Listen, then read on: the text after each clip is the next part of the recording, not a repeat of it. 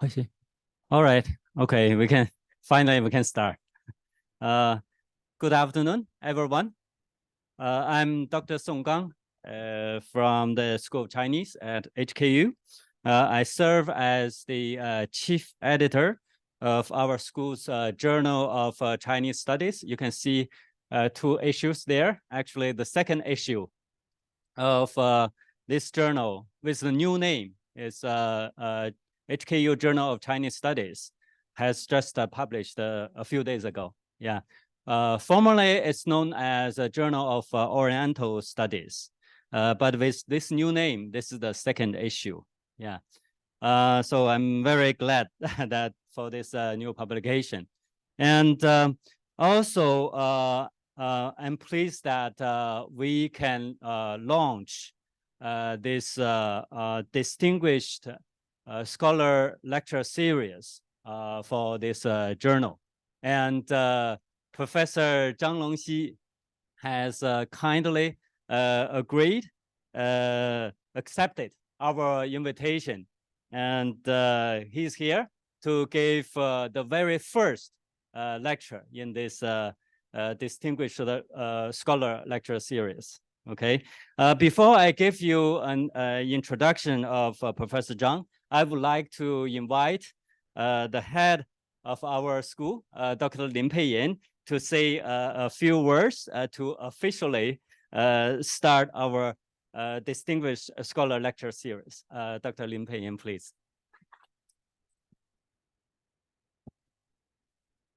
Good afternoon, everybody.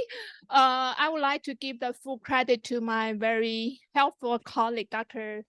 Song Gang, because without his sort of ongoing devotion, we would not be able to have this new phases of the new journal.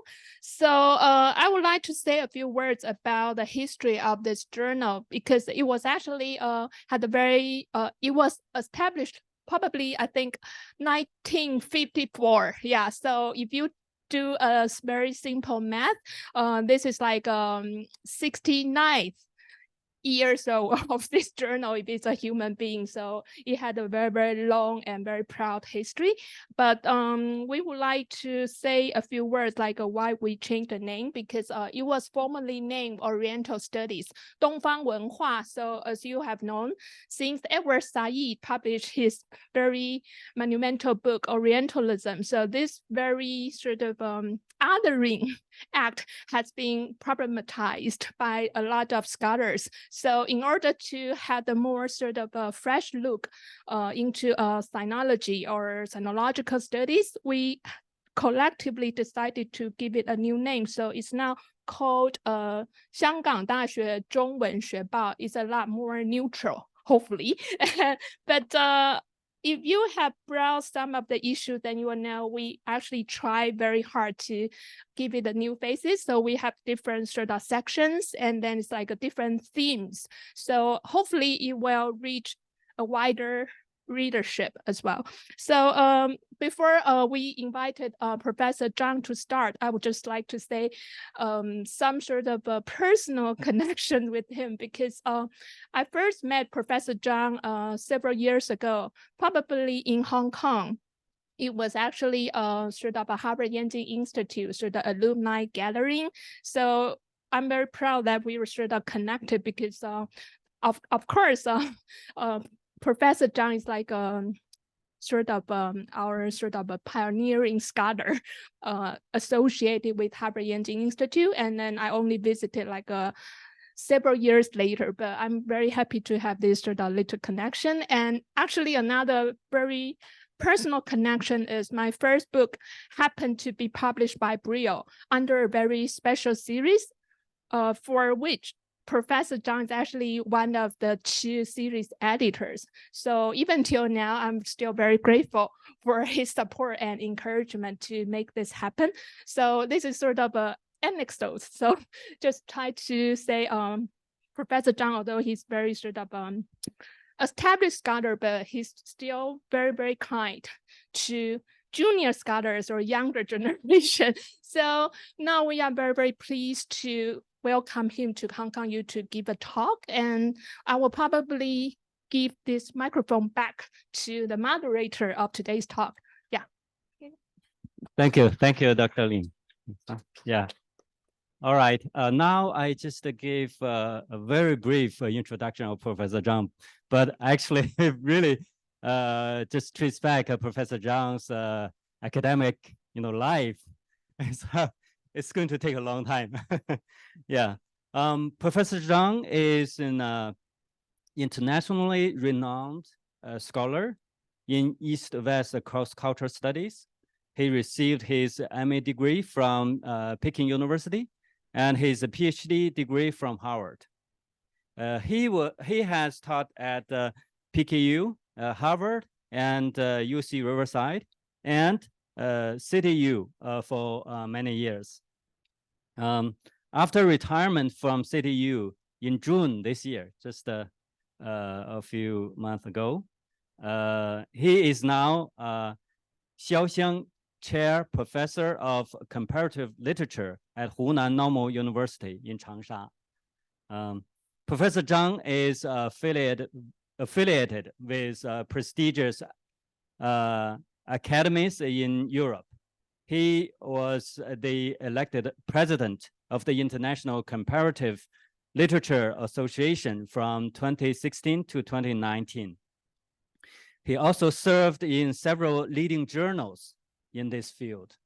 By the way, I wish that we could have a chance to invite him to join the advisor board of our journal as well. We'll send the invitation to you soon. Maybe after this lecture. Yeah, very soon. Yeah. Many of you are familiar with his voluminous publications. He's really a highly productive scholar, publishing a number of impactful monographs, book series, and articles over the years.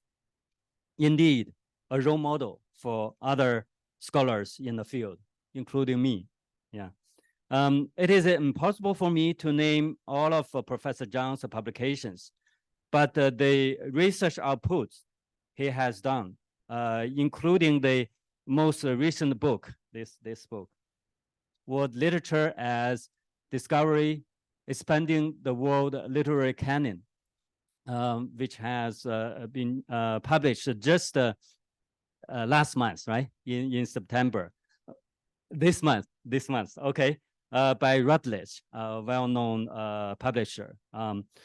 So his research outputs have certainly led to major methodological shift in world literature, comparative literature, and cross-cultural studies. Today, we are greatly honored to have him and present a lecture titled Chinese Literature in the Framework of World Literature. So he will share with us his critical thinking of a spectrum of key issues, such as world literature, canonical works, aesthetic values, literary translations, and in particular, the ways in which Chinese literature may be duly recognized and appreciated as part of rising world literature in the 21st century. Now, without further ado, please join me and welcome Professor Zhang to start his lecture. Professor Zhang, please. Thank you. Thank you, Dr. Song, and also thank Professor Lin for the nice words. So I will maybe try to finish in 45 minutes about this topic, Chinese literature in the framework of world literature. I think we all know that in 21st century, in the last 20 years or so, maybe world literature is the new wave in literary studies everywhere, is on the rise. And I can quote Theo Dan, is a very close friend of mine. By the way, Theo Dan, David Damrosch, and myself we set up a Journal of World Literature. We are the chief editors. So we're very close. Theodan, in his Routledge Concise History of World Literature, he says, no other approach to literary studies has known as spectacular a success in a new millennium, that is in the 21st century, as that which goes by the name of world literature. So you can see that world literature is now very, very popular in literary studies, on the rise, not just in the United States and Europe, but everywhere, in China, in Turkey, in India, in Brazil, and many other parts of the world. Now, sooner or later, when we talk about world literature, we'll always go back to Goethe, the German poet in the early 19th century. He was the first to talk about Weltliteratur. The German, of course, you can tell it's very close to world literature. The same word, actually. Now, he was not the first to coin this term. Sometimes people talked about Goethe as though he invented this term. No, he didn't. Before him, already some German poets like Wilhelm already used that term.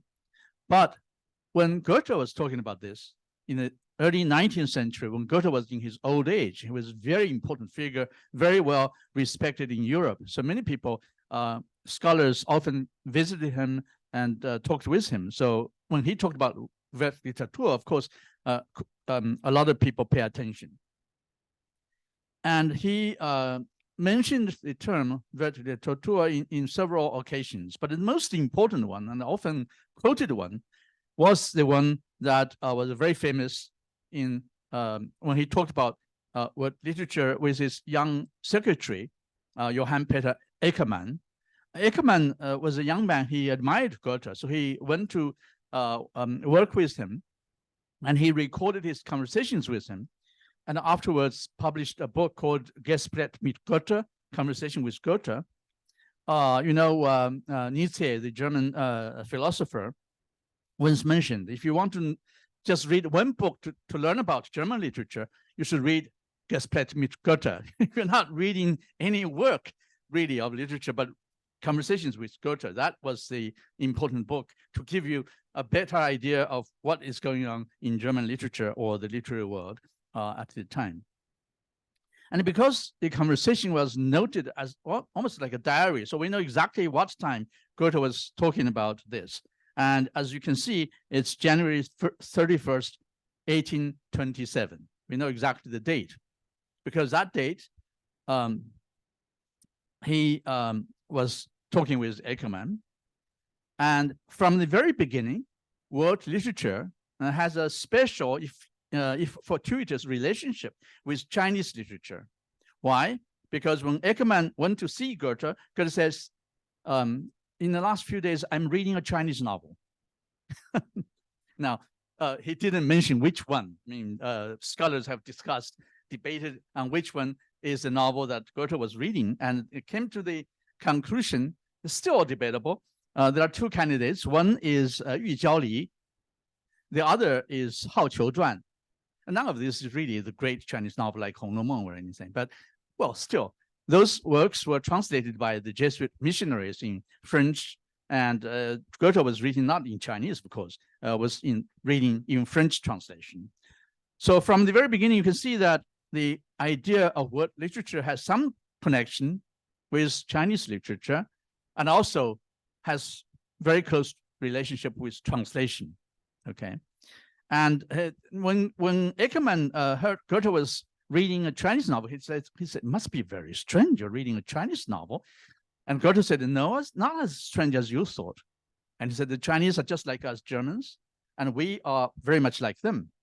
And so it was reading a non-European novel. This is very important. In 19th century, early 19th century, Goethe was way ahead of his time, much more cosmopolitan than most of his contemporaries. He was reading a Chinese novel. He said the Chinese were just like us. The difference is that they are much better than us, you know.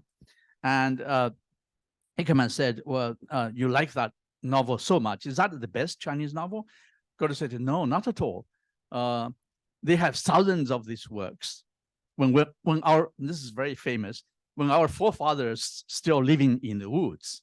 In other words, Europeans were still very much a primitive, forest, animals, and the Chinese were already writing Chinese great novels. I mean, it's just, of course, Goethe was a little exaggerated a little bit, but he knew that Chinese history is a long, dating back thousands of years.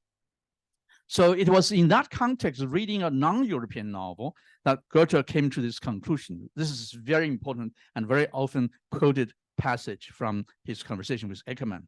He said, "I'm more and more convinced that poetry is a universal possession of mankind, revealing itself everywhere and at all times in hundreds and hundreds of men. National literature is now rather an unmeaning term. The epoch of world literature is at hand, and everyone must strive to hasten its approach." So that's a very famous passage. It's very often quoted. So here you can see that it's very important to see that there is some connection with Chinese novel. Of course, it's fortuitous, not necessary. It didn't have to be a Chinese novel. But the point is, Goethe was very much interested in non-European literature. It was much more cosmopolitan. In 19th century, unfortunately, before I came to this, when Goethe talked about world literature, many of the European scholars of the time, particularly French scholars, would understand his term to mean European literature. And Goethe has a very famous play called Torquato Tasso. Torquato Tasso is an Italian, Renaissance Italian poet, and he wrote a play on Torquato Tasso. And Torquato Tasso was adopted in French and put on the stage. So Goethe was very happy. So he said, now it proves that the time of world literature is already here. He, of course, talked in German, and what he used in this term is Weltliteratur. And then the French journal, Le Globe, the Globe is the same word in English, reported Goethe's remarks. And when it came out in French, what Goethe used, Weltliteratur, becomes littérature européenne, become European literature. So for 19th century, remember 19th century was a time of Western expansion, of imperialism and colonialism. So most of the European scholars would think that the only literature worth studying must be European. Okay, so this is very important to remember that Goethe was talking about world literature when he was reading a Chinese novel, but the French and many other, not just French actually, many European scholars at the time would understand world literature within limits of Europe. Of course, in 19th century, the literary study, the discipline beyond nationalism and its correlated monolingualism is comparative literature. Okay, comparative literature started in 19th century as a progressive effort to overcome the danger of nationalism. We all know how dangerous nationalism was for the, in the 20th century, the two world wars. So nationalism, the idea that the national principle, the idea that our country or my country is the best in the world, that my literature is the best in the world, which was very dangerous. And a group of European scholars, much more sort of open-minded and progressive, came to the idea of that literary studies should go beyond nationalism. And therefore, comparative literature was formed in the 19th century as a discipline to overcome nationalism. So in that sense, comparative literature started as an effort, a humanistic effort to overcome the limitations of nationalism and monolingualism. So comparative literature from the very start was not defined by comparison, because we compare everything all the time. So comparative is not the defining character of comparative literature. So sometimes I still remember in the early 1980s when comparative literature was revived in China, and some scholars have misunderstanding. Say, we have comparative literature in ancient time because always compare Li Bo, Du Fu, Tang Shi, Song Ci, all this can be compared. But that's not a fundamental misunderstanding. Comparative literature doesn't mean you compare the literary works, but you compare different languages and literary works. So comparative literature from the very beginning was very much laying emphasis on linguistic competence. You must know at least 2, and ideally more. And actually, the ideal concept is decaglottismus, 10 languages. And the first editor of this comparative literature journal, Hugo Metzel, he was a Hungarian-speaking, born in Hungary, but a German-speaking scholar. And of course, you understand that's 19th century. That was when the Austro-Hungarian Empire was the time. So, so he, as a German-speaking scholar in Hungary, we all know that European countries, many of the small states, small countries, would have much more, languages, just one. You talk to a Dutch scholar, for example, he can speak German like the German, speak French like the French. I mean, usually they speak several languages as their almost like native languages. So that's very common. So European, so it's quite understandable that European comparative literature would require scholars, comparatives have many more languages than just 1 or 2. I mean, of course, even today, some of the American universities, for example, Harvard, Yale, Princeton, they would usually require 3 languages: French, German, and plus classical language, Greek or Latin. I mean, English is not a foreign language in America, so so that's out.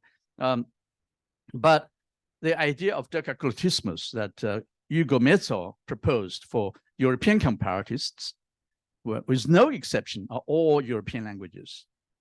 So therefore, as I said, in 19th century, the only literature was studying for them was European literature. So it's really it's compared, and of course, going back to the ancient time was Greek and Latin.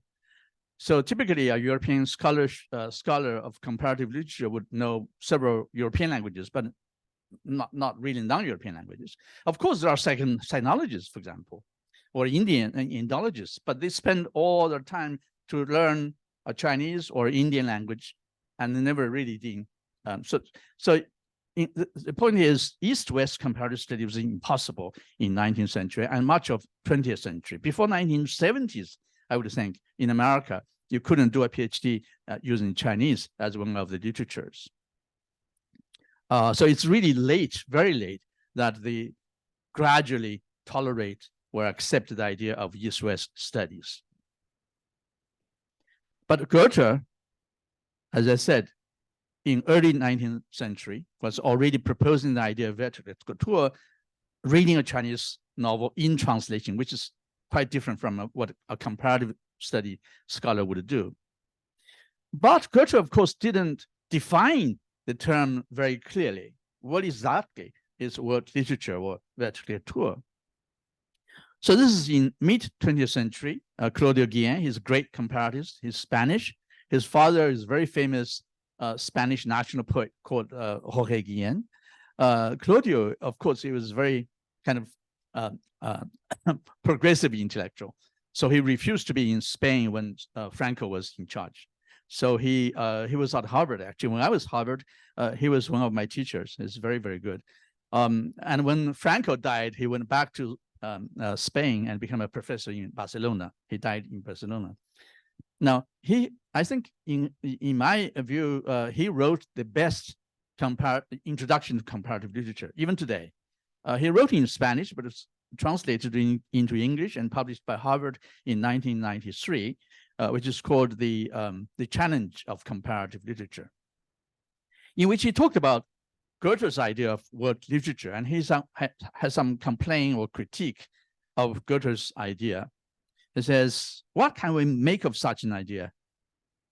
The sum total of all national literatures, a wild idea, unattainable in practice, worthy not of an actual reader, but of a deluded keeper of archives who is also a multimillionaire.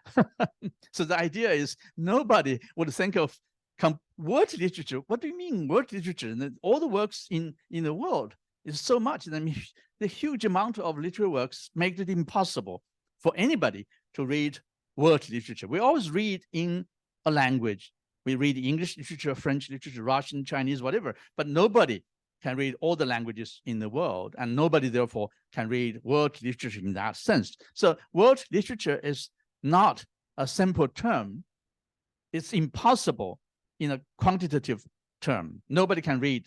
It doesn't matter how fast or how many languages you know or how fast you can read. You spend all your life, you cannot read world literature. So that idea has to be redefined to become a workable object for study. So that's why in 19th century and early much of 20th century, world literature was not really a subject for study, and it was almost forgotten. Okay. But he did mention two possible understanding of the term. Those are very important, as we can see. The second point, he said, those works that have been read and appreciated beyond the frontiers of their countries of origin. That is to say, works that was not just read by native speakers, but read by foreigners. Those works could be world literature, works of world literature. And that's one, but he dismissed this concept because world literature, as I said, was appropriated by European scholars, particularly French. I mean, French, of course, has very good reason to believe their language is best and their literature was the best, because it is a very rich tradition and wonderful works in French literature. There's no question about that. But the French also had, very kind of arrogant attitude in a way. I mean, sometimes I participate in many of these project international collaborations and writing history of literature. And sometimes they joke about, if you have 1,000 pages of history of the world literature, and then 700 must be about French literature, which of course is a joke. Nobody would agree. But indeed, as I said, the French translate literature literally as littérature européenne, that is European literature. So really, I mean, so Claude again dismissed this idea and saying it's not possible. And then he also mentions works of writers of the first or very high rank, that is canonical works, classics. Those works should be or could be world literature. Now, as I said, for much of 19th century and much of 20th century, world literature, Goethe's idea, was not really very much paid attention to, and didn't really work, didn't become a field of study. So redefining world literature was very important. And David Damrosch, I think, is perhaps the most successful in redefining this term. And in his book, What is World Literature? He has this basically redefinition of the idea. World literature encompasses all literary works that circulate beyond the culture of origin, either in translation or in the original language. And his example is Virgil. Virgil was long read in Latin in Europe. Now, so there are a number of things we can pay attention to. First is, of course, the defining factor for David Damrosch is circulation, okay? And circulation beyond its culture of origin. In other words, a famous work, if it is only read by readers of its native tradition, this applies to Chinese literature, for example. Chinese literature has almost 3 millennium of long history, has numerous great works with very high literary values. But let's face the fact, outside China, very few people have heard of Li Bo, Du Fu, Tao Yuanming, Su Dongpo, Cao Xueqin, Li Qingzhao. All these names mean nothing, okay? So our work may be very well-known and also very high value, but if it is not circulating beyond its culture of origin, in other words, if a Chinese work is only read by the Chinese, it's a national classic. It's a great work of national literature. It's not part of world literature. World literature has to be works that read by people outside the original linguistic and cultural environment, okay? So that's very important, circulation. And of course, there are two ways of circulation. One is in translation. You know, for most works not written in a major language, the way to become part of world literature is through translation, and translation into a major language. By major, of course, we mean a language that has circulating and used for international communications. I mean, Virgil, for example, was long read in European Latin because Latin was, they called lingua franca, which means like 普通话, basically. Lingua franca is really 普通话. What is 普通话? It's because in China, you know, people have different, you know, I'm ashamed of myself. I have been in Hong Kong for 26 years, but I still don't speak Cantonese. I don't speak Shanghainese either. I'm from Chengdu, Sichuan. So in China, this is not uncommon. There are many, many different parts, different areas.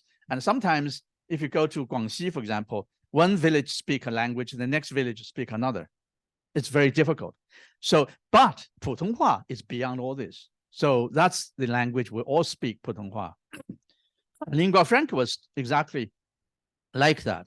And in Europe, from late antiquity to the 19th century, and perhaps even early 20th century, anybody who's educated must read Latin, okay? And many of the great universities like Oxford, Cambridge will require students to learn Latin. But this is no longer true. Now, even Oxford and Cambridge don't require students to read Latin anymore. Even though every year, for example, every year at Harvard commencement, they would have a student give a Latin commencement speech.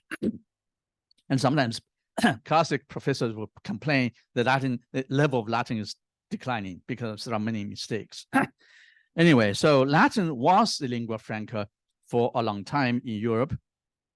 And the same we can apply to classical Chinese. Wenyan was also a lingua franca in East Asia before the 19th century, because Wenyan or Chinese, classical Chinese, was not just used by Chinese, but also by the Japanese, the Koreans, the Vietnamese.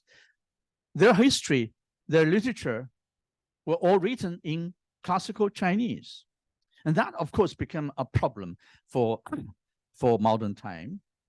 Vietnam, of course, in 19th century, the French Jesuits, not Jesuits, but French missionaries invented their a way of, you know, recording their language in Latin, alphabet with some diacritics. So you can see that Vietnamese use Latin with a lot of signs. You know, Hangul, the Korean language, was invented already in I think in the 16th century, 15 something, by the emperor King Shizhong. But Hangul was never used until 1960s. Of course, when I said never used, I mean it's never used for important documentations. You write history, you write literature, you write anything that's important. You couldn't write in Hangul because the Korean Yangbons, the Korean kind of Confucian scholars, had very good Chinese, and they always consider this as a rank, a prestige. I mean, if you're somebody in society, you don't write in Hangul. Hangul is only used by women, unfortunately, or ill-educated or uneducated people. Until 1960s, I was told by many Korean friends in South Korea, anyway, you know, they didn't use Hangul. North Korea, Hangul was used earlier, but anyway, now has a problem. Koreans cannot read their own history and literature. I still remember the first time I went to Korea, a graduate student from Korea University was to be my tour guide. So he took me to the palace, the Korean in Seoul. But I became his tour guide because I read all the writings on the wall and translated into English for him. And he didn't have any idea. So that was the problem. So Wenyan was a lingua franca in East Asia before the 19th century. But today, neither Latin nor Chinese is the lingua franca. The de facto lingua franca in the post-World War world is English. In 19th century, French was close to be used.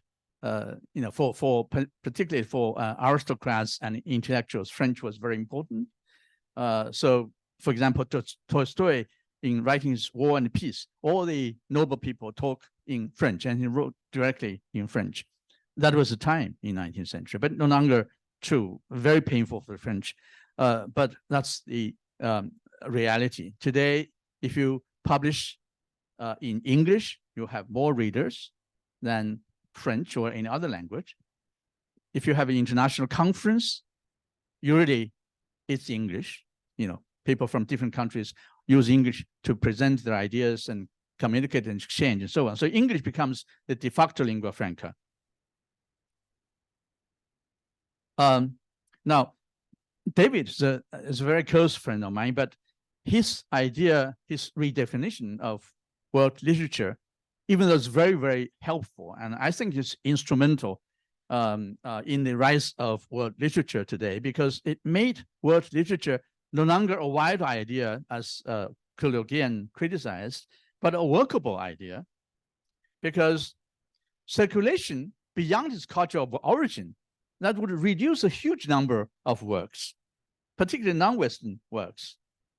For example, Chinese literature, as I said, even though we Chinese love it so much, and I love Chinese literature, but then you have to realize, because I was, in the US and Europe quite often for a very long time, and there's an obvious imbalance of knowledge between the West and the rest. In non-Western cultures, in China, for example, I'm sure all of you at least heard of the name, if you not really read the works of Plato, Aristotle, Dante, Homer, Dante, Shakespeare, many, many Western poets, Western culture, not just poets, but musicians. You must have heard Bach, Mozart, Beethoven. A college-educated student in China would have knowledge of this. But if you go to America or Europe, not just the student, but even a literary scholar who, a specialist studying literature, a comparatist, would have no idea who the great Chinese poets and writers are. Okay, the only Chinese name that is internationally well known is Confucius. I admit that. But Confucius, notice Confucius, C-I-U-S, is a Latinist word that was made by the Jesuit missionaries with an agenda, because when Jesuit missionaries came to China, they wanted to convert Chinese into a Christian country, and they realized Confucianism was very influential. The scholars are very important. So they made Confucius and Mencius, 孔子, 孟子, as Confucius and Mencius, and it sounded like a Roman philosopher, right? But not Lao Tzu or Chuang Tzu. You can immediately tell this is not European. But Confucius and Mencius is different. Now, Confucius became the only name perhaps well known outside China, but not any of the great works of literature was well known. Now, in redefining the word, the concept of world literature, David, of course, made it possible to work with still a very big number, but still, is not as huge as all the sum of all literature of the world. And he used circulation as the important concept, the defining character. That has its advantage, that is to exclude a lot of works that are not circulating beyond the culture of origin, as Chinese literature and any of the non-Western literatures, as well as the so-called minor European literatures. For example, I can ask you, who is the greatest Dutch poet? Anybody knows? I don't think you know. Because Dutch, even though it's a very important culture, has wonderful painters, right? Scientists, philosophers. You must have heard of Spinoza. You have heard of, Kepler, and also painters like Rembrandt. Who hasn't, seen a Rembrandt painting? Vermeer, Van der Weyden. There are so many great painters, philosophers, scientists are very well known. but you never heard of a great Dutch poet. Okay. So that is also the situation. Not just non-Western literatures was not part of world literature, but even minor European literatures. Of course, some minor European literature may have world famous figures. For example, Ibsen, a Norwegian playwright, and very famous at the turn of the 19th and 20th century. Lu Xun also, discussed Nora, what happens when Nora has left, right? That famous essay, 诺拉走后怎样? And also Lu Xun wrote his work, 伤逝, as a response to Ibsen's work. So Ibsen, anyway, was a very famous world literature figure. But Ibsen was not known in his Norwegian original. He was first translated into German, and known in Berlin in particular, the Volksbühne, the People's Theater, actually, in Berlin, made him very famous. We all know Hans Christian Andersen, a Danish writer, right? Who hasn't read Andersen's fairy tales? I loved the fairy tales when I was young. I'm sure you also have heard of Andersen, you haven't read it. And also Maeterlinck, a Swedish poet. But Maeterlinck was known in French translation. Andersen was known in French and English translation. And Ibsen was known through German translation. In other words, there are works not known in their native language, because it's a minor language, very small number of people, but through translation into a major language. By major, I mean German, French, English, to a lesser extent, Spanish, Italian. So that's the situation. So translation becomes very important. But circulation, David's redefinition, used circulation as the defining character. As I said, it has its positive side, but also has its negative side, because the widely circulating works are not necessarily the best of literary works.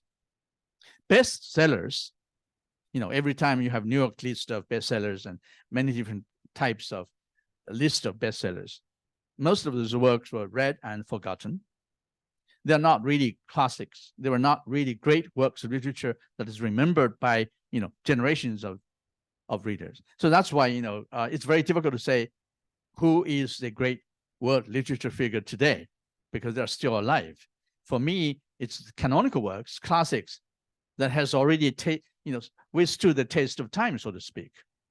A classic work is a work that is read and appreciated by different generations readers under very different social, political, historical conditions.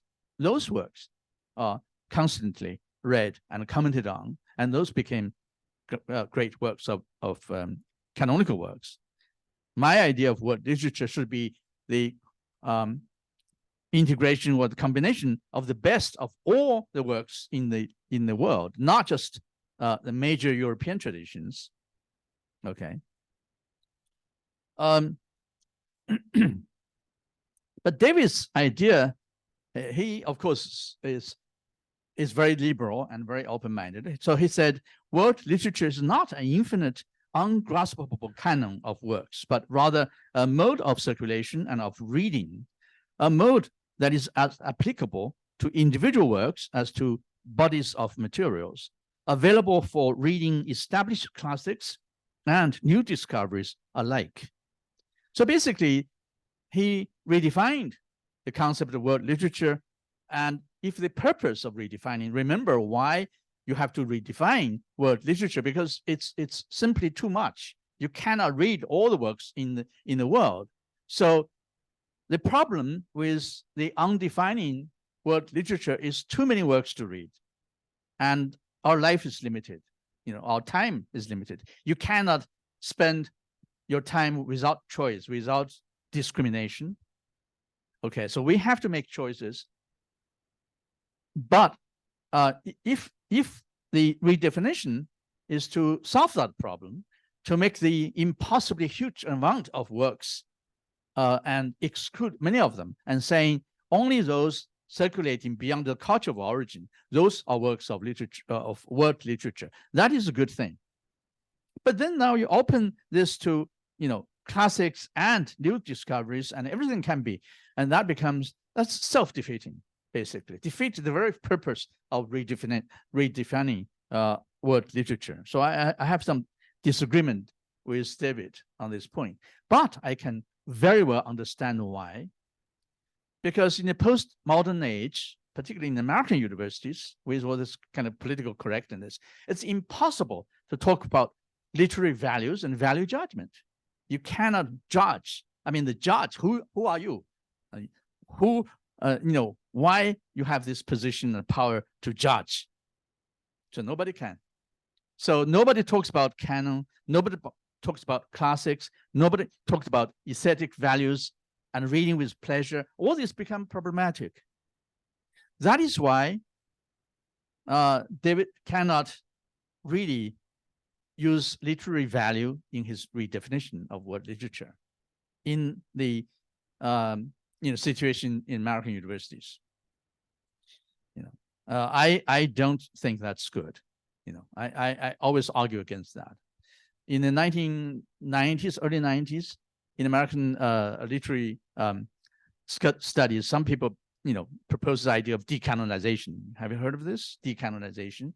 That is to get rid of all the canons. Canon, that is great works, and all the great works, Shakespeare, Dante, all those men, dead white males, all the works are written by them, and we cannot endorse their ideology. They were all repressive ideologies and so on.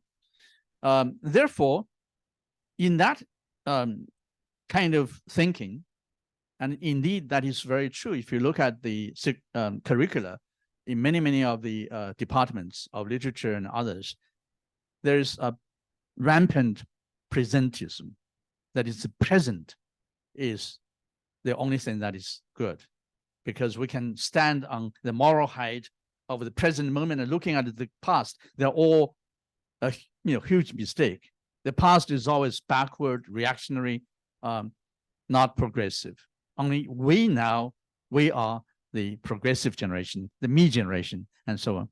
And that is a very bad thing, not only individualistic and, egoistic, but really a very bad influence on the study of literature and the study of anything. And I, for one, I will always argue for the value of literature, for the aesthetic values of literature, and also for the canonical, classics. So I have some disagreement here. But of course, not just me, but now in more recent time, the people also have some criticism of circulation as a sociological concept. It's a value neutral concept. Here we have this pictures, Galen Tihanov. He's a very good scholar.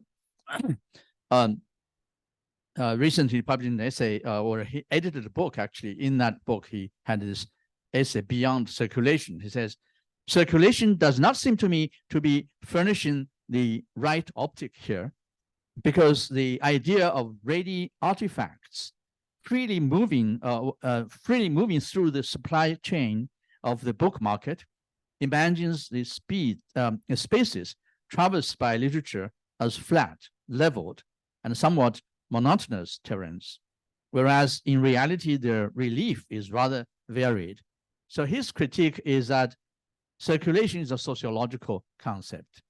It's talked about how book can be sold, and basically it's sales department in any of the publishers. They would talk about circulation very well, because how much you can sell and how many copies you can sell and all that. He also continues to say this. He said,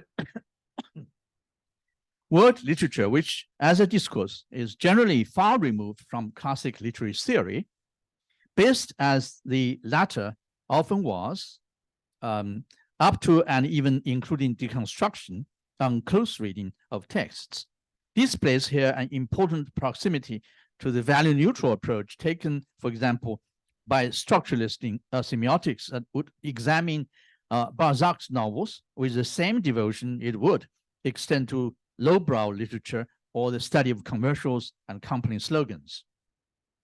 The emphasis on circulation, I argue, is a methodological expression of this value-neutral approach, which sees literature as generating profit and success rather than aesthetic value, the latter being an uncomfortably contestable entity. Uncomfortably contested entity. That is what I was talking about earlier, that in particular in America. Now, Galen Tihanov is a professor in London, not in the US. So European scholars are slightly different, actually. In America, it's much more extreme in a way. So in America, it's very typical to talk about value and talk about pleasure, talk about aesthetic values and so on. So he emphasizes on aesthetic values. And that is very important, I think, because if you think of the great works of literature that really we love, those canonical works, they become canonical works because of the aesthetic values, not from other perspective. I give one very familiar example. Du Fu, of course, has always been the greatest Chinese poet since his own time, actually. From mid-Tang, he is already considered the great Chinese poet. But of course, from the Confucian point of view, many commentators would argue that Du Fu is greatest because he writes about the suffering of the people, Ming Jian Ji Ku. And he suffered because he lived through the Anshi rebellion period, Anshi Zhiluan. So he saw the war and devastation of wars, and also he personally experienced that. And that made him a great poet. Well, I think it's a dubious argument because in Chinese history, there are, if not millions, but it is thousands of poets who all want to write about suffering of the people and always want to, and also loyal to the country, to the emperor, and so on. But Du Fu is only one. Is Du Fu because he wrote the most sophisticated and most beautiful 律诗 regulated verse. And 律诗, of course, since Tang, became the most powerful, most influential form of poetry, of important genre. And that's why Du Fu was the greatest poet, because considered by many generations of later poets, all wanted to emulate Du Fu or wrote poems like him. It's not because you write, of course, the content is important.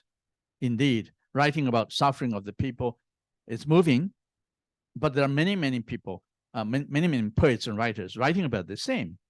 But Du Fu is the greatest, not because his content, the content he wrote about, but the way he wrote about his literary values, his technique. He himself said, 语不惊人死不休. I will never rest if my words do not startle people, So his lines are always different from many others. And that is the reason why he became the greatest Chinese poet in history. So the formal achievement in poetic form is what made Du Fu the greatest poet. Okay, so aesthetic value is very, very important. Now, David Damrosch, in his book, What is Word Literature, the very last chapter, he quoted the famous poem by Andrew Marvell, even though he didn't give it the name, but it's so famous that anybody, with some knowledge would know. The last concluding chapter in his book is called Word Enough and Time. Of course, that refers to the effectiveness of redefining the word, the concept of word literature, because as I said, we cannot read all the works in the world. We don't have enough time to read all of them.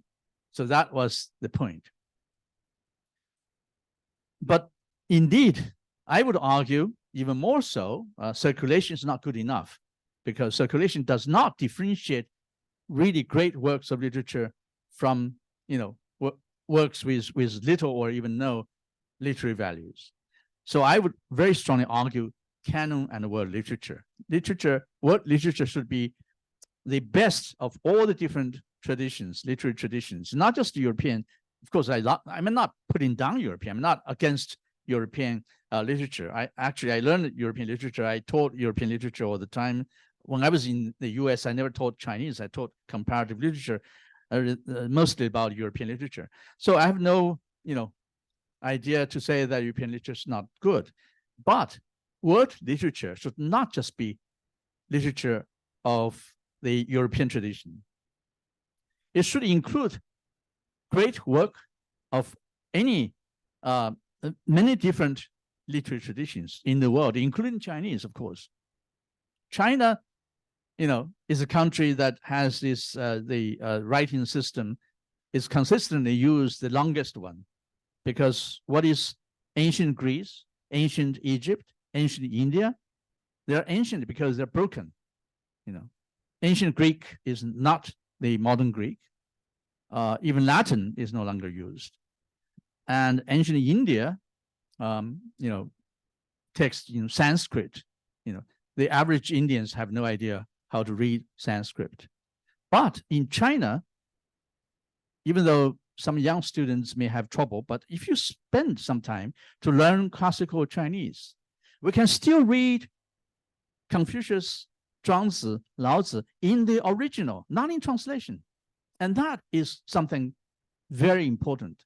We may not notice this because, well, sure, but this is very unique in the world, actually.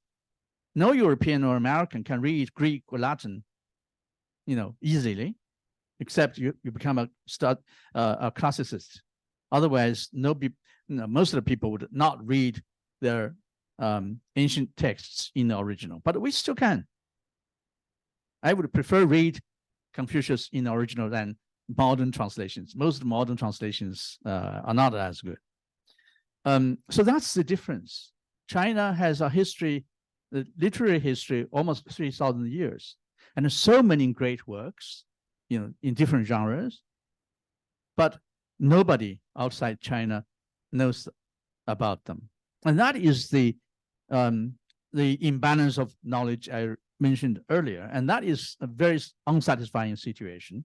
And we must try to change it, because we don't have time to read everything. So we have to have choices to read the best of works. So actually the most famous lines in the same poem by Andrew Marvell, I think those of you who study English literature may have read this before.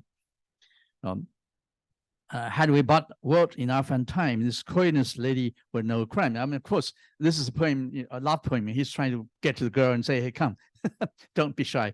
But at my back, I always hear time's wind chariot hurrying near. And yonder all before us lie deserts of vast eternity. So basically, the idea is that time is limited. We have to make the best of time. Of course, ars longa vita brevis is a very famous Latin adage, basically the same idea. Ars longa, that is art, not just the art in the modern sense, but all knowledge is long. Vita, life, is short, brief. This, of course, is what Zhuangzi says. 吾生也有涯，而知也无涯。以有涯，虽无涯殆也。 My life has its boundaries, but knowledge is boundless. To pursue the boundless with the bounded, that is perilous. So this is realized by all the ancient people. So we must choose and read the best works. And because I study comparative literature and world literature for a very long time, and I deeply sensed the imbalance of knowledge, and I really think that Chinese literature should be part of world literature. At least the best works of Chinese literature should be part of world literature. I actually collaborated with a group of international scholars. We published a history, it's an insane title, Literature of World History. It's, yeah, okay. Yeah, I'll finish in a few minutes. Okay, yeah. So we finally published a 4-volume big book called Literature of World History.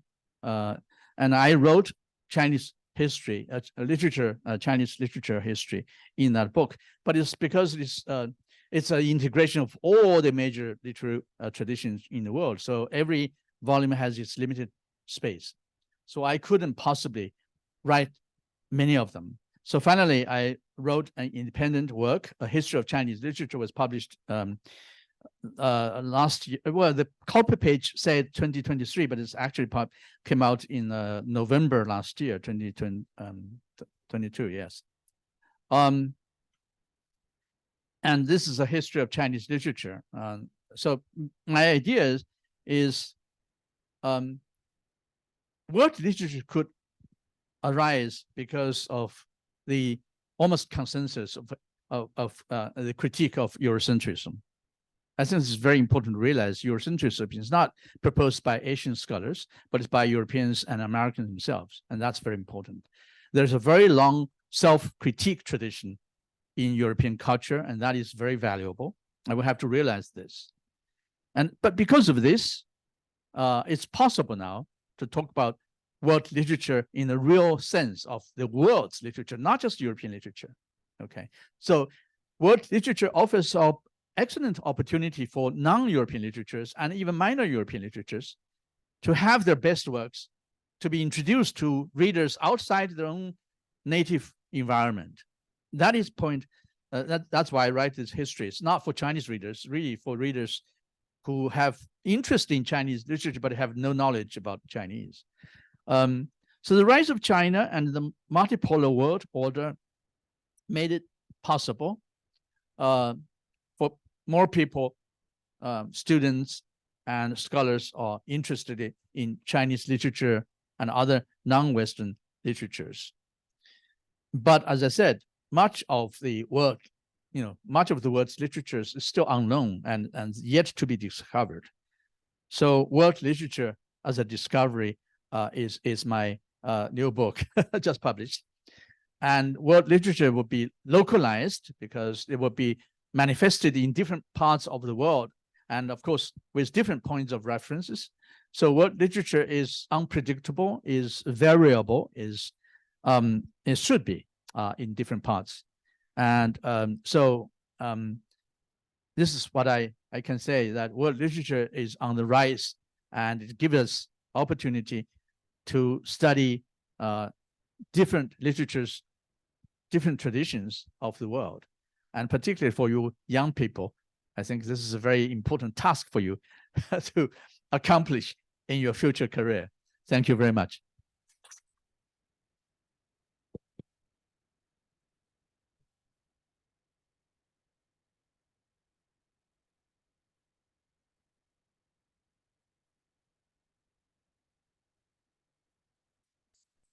Maybe you can sit. You can sit. Let me move this. Well, that's okay. That's good. Yeah. All right. Okay. Take Q&A. Maybe we still have a little time. For standing, actually. For standing. Oh. Okay. Yeah. All right. Thank you so much for this wonderful lecture. Actually, I told you because of time limit, we have to, sub before 4 because there's another class, after this. Yeah, but. Yeah, actually, it's to our surprise, full house attendance here. Yeah, and also the online. Also, you can see 60. Yeah, so you can see that how popular you are. Yeah, Professor Zhang. I can see that really from the audience that how enthusiastic you are, at this intriguing topic. World literature, and also especially the last part in relation with like a Chinese literature as one part, as one example, right? A specific case, yeah, but just one of them. And indeed, actually, I think Professor Zhang's lecture today and his work will inspire us, to think more about this topic. But for this really limited time, we still have, I think we need to give the room to the next class, I think 5 minutes to 4. So in this sense, let me see. We have, how long? 15 minutes, 50 minutes. So for the Q&A, so just to open the floor for the audience, if you're interested, you know, any the issues that Professor Zhang has talked about in his lecture, and then you can raise your hand and just ask, yeah, and share, yeah. All right.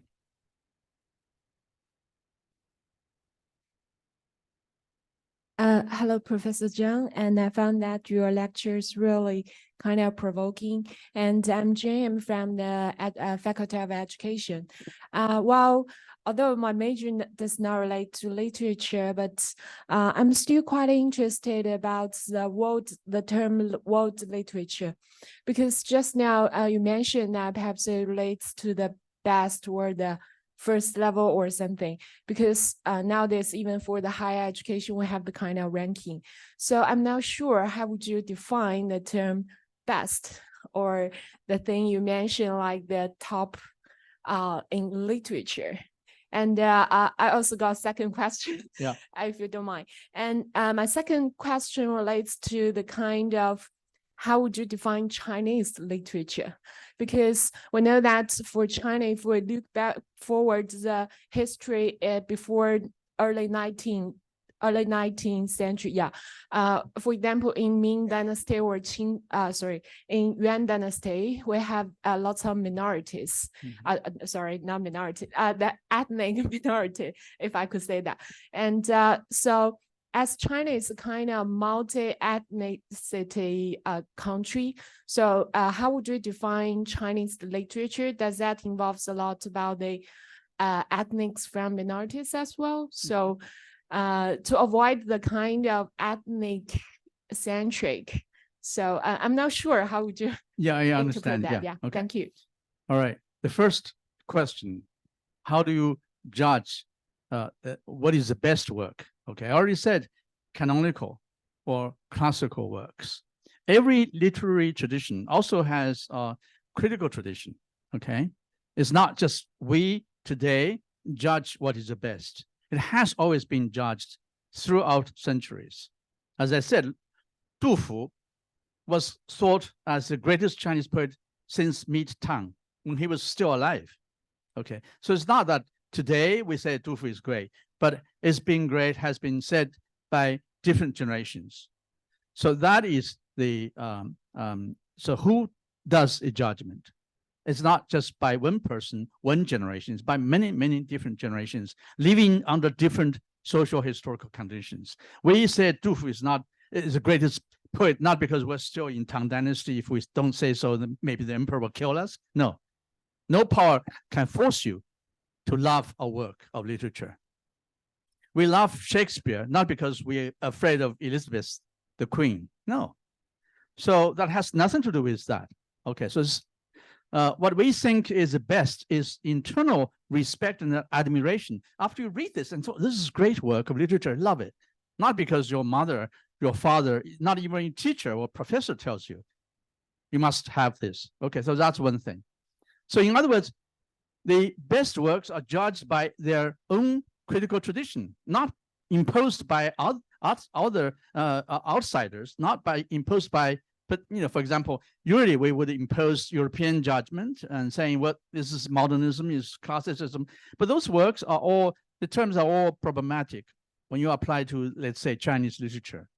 So that's one thing. Okay, the second one, the question about ethnic literature. Yes, when I talked about Chinese literature, I'm talking about mainly Han, written in Han Chinese Wenyan. Okay, now mind you, not just Han Chinese write in Wenyan. I already mentioned the Koreans, the Japanese, the Vietnamese all wrote in Wenyan. In ancient China, there are many, many poets. If you read Chuan Tang Shi, the complete Tang poetry, many of them, not great number, but there were poems written by Koreans and Japanese included in Chuan Tang Shi. So the Chinese idea is only written in that language. Of course, there are also ethnic literature written in ethnic language. Let's say Tibetan, for example, the King Gezawa saga is written in Tibetan as ethnic minority. Yes, compared with Han Chinese, Tibetans are a minority. But of course, when I write this, if you're studying Chinese literature in China, when you have all the different possibilities discussed, of course, you should consider ethnic or minority writers and their works. But what I'm talking about is outside China, in Europe, in America, they don't even begin to understand what is Chinese literature. I don't have the luxury to talk about everything. So I only talk about the major traditions and major writers and poets of Chinese literature. Okay.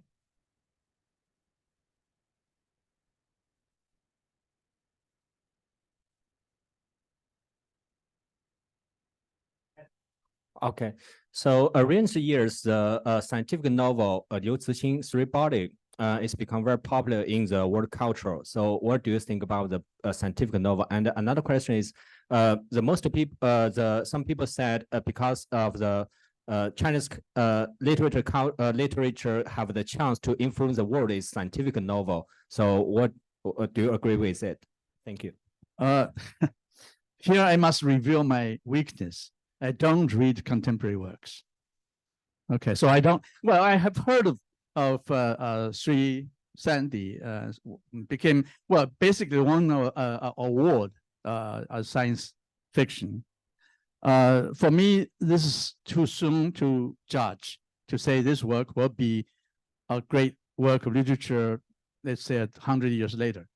I'll give you another example, very popular. That's Harry Potter's novels. Harry Potter novel was immediately translated into many different languages when it's published. It's not just read by children, but by adults as well, and made into many, many movies. I didn't read the novel, but I watch all the movies with my children. I have to.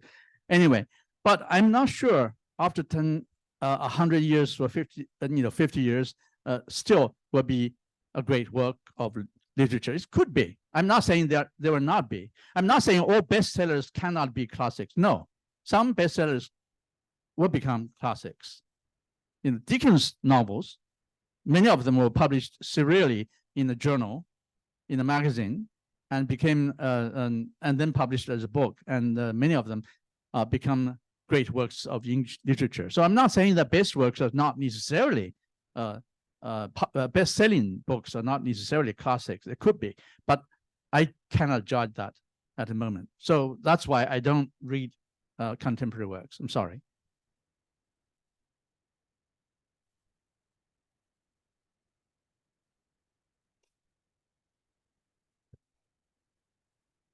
Thank you, Professor Zhang, for your wonderful lectures. I have a follow-up question on the previous question on what's the best literature in Chinese literature, for instance. Because even like in Chinese literary tradition, especially in the modern era, it's largely influenced and appropriate Western or other literary critics and criticism as well. So how to tackle that when you would like to judge the best within one single literary tradition? Thank you. Okay. Now, I never understand Chinese literature as a single. Okay. If you think of Tang Dynasty, Han and Tang are very open societies. Now, I can ask you, what is a traditional Chinese musical instrument? You probably say erhu, right? Erhu, the name already tells you is foreign, because hu means foreign. So when you talk nonsense, you're hu shuo, basically talking foreign language. So hu in ancient China means foreign, and erhu is, the great Chinese musical instrument. So China is very open, particularly in music. In Tang Dynasty, the origin of Ci poetry, or Ci lyric, as I understand, translated into English, Ci was popular because the Western regions, Xi Yu, it's referred to today's Xinjiang actually, particularly Kucha, the ancient state in no longer exists, but in Xinjiang, it's called Yanyue. Yan is 北方, Yan is Yanjing, Beijing 叫 Yanjing. So Yan basically referred to northern. So it's northwestern part of China at that time, or considered as foreign at that time. The Yanyue became very popular in Tang China, Well, by the way, Tang Emperor had some foreign blood, actually, Hu. So they are very open to different ethnicity and different races and different nations. So Tang was very open, and the origin of Ci had something to do with the popularity of Yanyue, because the tunes became so important. So it's less important to create a new poem, but fill the number of words to, so that's why I call it 填词, the 词 is already set, how many lines, how many characters each line, and all these 平仄格律, and you put words in it. Okay, so the origin of 词 was like that. So all these were saying Chinese literature was not just pure Han Chinese. I don't believe in purity of anything. The good thing about Harry Potter novels is attack of the purity, the idea of purity. Purity is almost like Nazi ideology. The Aryan race was the best, So the bad guys were all pure wizards, and the good guys are Mongols. They are mixed with human beings. So that's a very modern and a very good idea in the Harry Potter novels. So I don't believe in purity. Okay.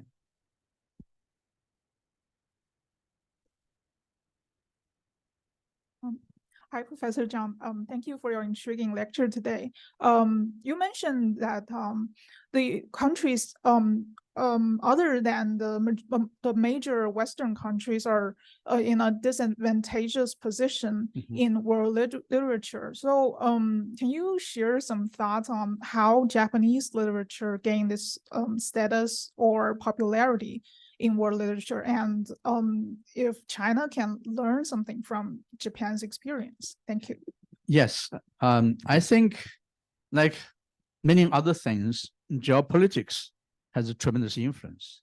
The Japanese became very popular, particularly in the 1970s, when Japan became the second largest economy in the world. And that time, American students, many of them started to learn Japanese, and so on. So Japan became very popular or influential even during that period of time.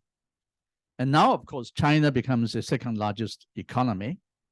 But the difference is the Chinese society, this political system is different from the Japanese.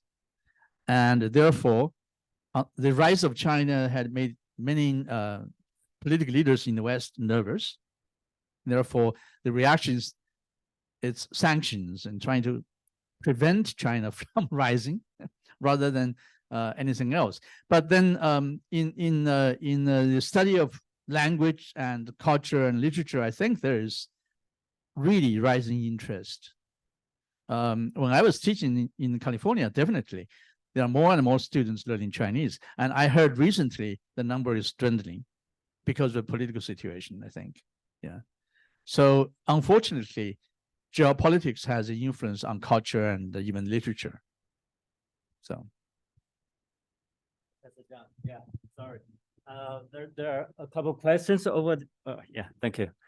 A few questions over here. I think because of time limit, I have to be arbitrary. Sorry, to just pick maybe. I think the first one is quite interesting. Maybe you could answer for this question. What role should the translator play in the formation of world literature? Oh, yeah, yes. Yeah. This is the universal Esperanto necessary in the process of writing and world literature.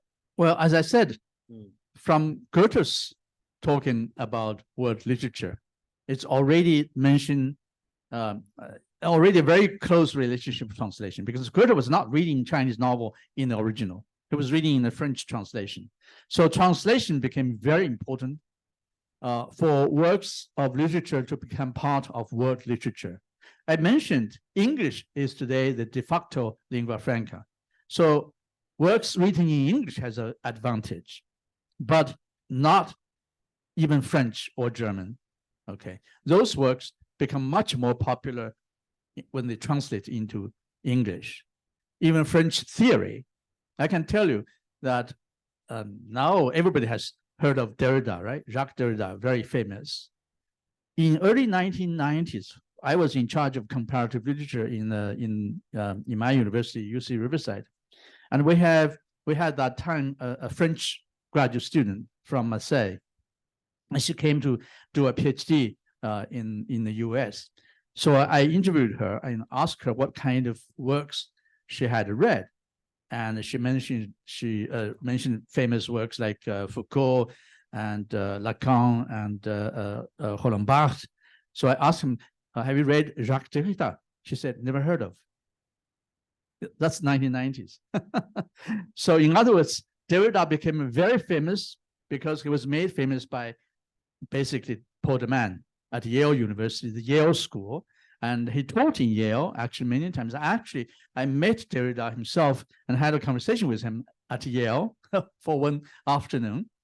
And so he became very famous and well-known through English translation. So this shows even French and German works became much better known and had a much greater influence in particularly scholarly circles if your work is translated into English. And that's the power of lingua franca. But by the way, people were talking about hegemony of the English language, which I find is ridiculous. There's nothing hegemonic about any language. You can use English to write about anything, including the critique of English, the critique of hegemony of English. Amir Mufti, the Indian scholar, became famous by criticizing hegemony of English, but he published essay in English and published written in English and published in Critical Inquiry, which is a very famous journal in the US. And he now has developed this into a book called Forget English, published in English again by Harvard University Press. So he knew where to publish and he knew what language was influential, even though this is really, I think, is ridiculous. He practiced what he does not argue, and he argues for something he does not do. This is irony. Thank you. Thank you very much, Professor Zhang. I think for the other questions, really, I'm sorry that we have to give the room to the next class. Yes. Yeah, because of time limit. But thank you for your efforts. Thank you very much. And let's please join me to give Professor Zhang another round of applause. Thank you very much. Thank you. Thank you very much. Okay. Yeah.